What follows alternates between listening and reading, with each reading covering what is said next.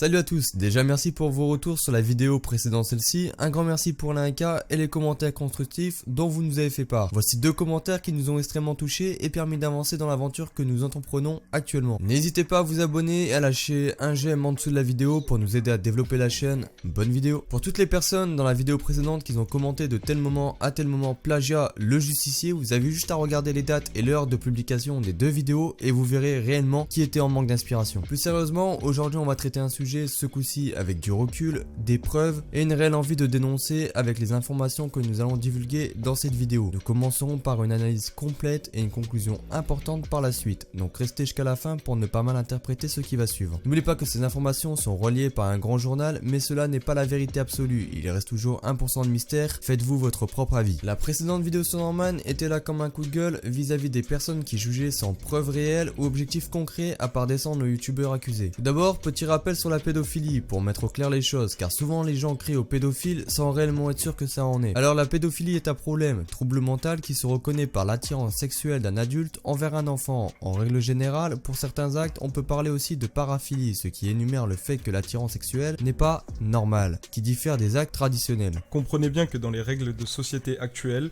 une fille à partir de 18 ans est libre totalement, même si la personne qui tente d'avoir une relation avec elle est âgée de 30, 40, 50 ans, peu importe. Donc ne confondez pas les actes de pédophilie et les tentatives de drague dégueu en utilisant sa notoriété sur des jeunes filles qui sont-elles majeures. Nous allons pas rentrer plus dans les détails de ce qu'est la pédophilie, c'était juste un bref résumé, histoire que les personnes perdues s'y retrouvent. Tout commence par un article du Parisien qui apparemment aurait fait une enquête suite à la polémique engendrée par le tweet de Squeezie qui créa ce drama. On peut y trouver des témoignages de filles âgées de 15-16 ans qui expliquent que les youtubeurs connus leur auraient fait des avances décalées. La première personne concernée est Was Freestyle. Lisons ensemble la déposition de la jeune Mathilde. J'accompagnais une amie au concert de Shawn Mendes à Paris le 24 mai 2017. J'ai croisé Wassim en descendant les marches du métro. Il m'a proposé d'aller plus loin afin de faire un selfie avec un plus joli décor.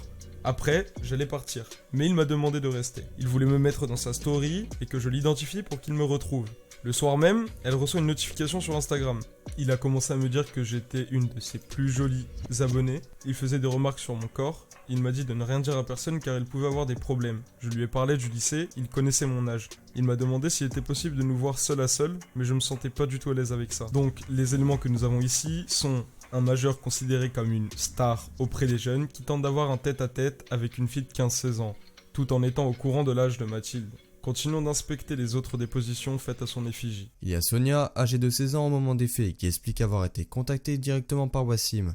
Voici ses dires. Il faisait partie de mes youtubeurs préférés, je n'ai pas cherché à comprendre. Après avoir parlé quelques heures, il m'a demandé où j'habitais, puis s'il y avait quelqu'un chez moi pour venir y discuter. D'un geste intelligent, elle stoppa directement la conversation avec lui après ce message. Il y a d'autres histoires à propos de Was Freestyle, mais il n'y a pas que lui qui a été cité. L'article sera en description pour ceux qui veulent voir ça plus profondément. Passons à Antox Colaboy. Léa, 15 ans, explique qu'elle fut contactée par Antox sur Twitter. Il l'attaque avec une classique disquette. Tu vas sans doute trouver ça con, mais tu es vachement belle.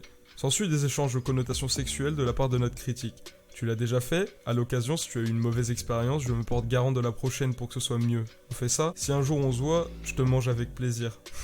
Avec toi, quand tu veux les plans à 4. Bref, parfait gentleman. Léa stoppe donc la conversation ici. Mais 2 mois plus tard, il récidive sans se rappeler qu'il lui avait déjà parlé. Notre Antox retente une approche de meilleur. Hey, je viens de voir ton like et bordel que tu es mini, glissait-il dans son message d'approche.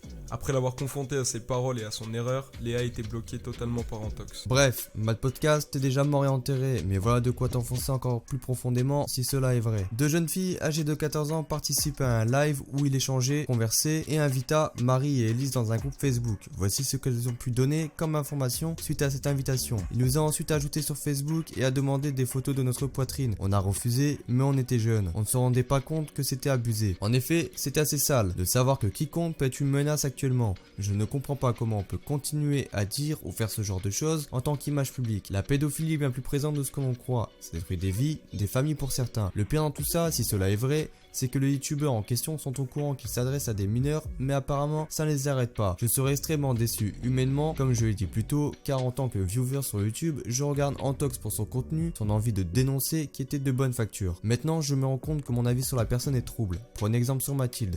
Dès qu'elle a vu que les messages devenaient bizarres, elle a coupé court à la conversation. Sachez que la seule protection envers ces personnes en général, pas que les youtubeurs, est vous-même. Vous pensez connaître quelqu'un, mais il n'est pas forcément ce à quoi vous vous attendez. Cette vidéo n'est pas une incitation à la haine envers ces personnes, car ça ne ferait pas avancer la chose. Mais c'est plus une tentative de prise de conscience, un appel à la raison et à la prudence. En tous les cas, l'affaire est en cours. La vérité surgira au moment voulu.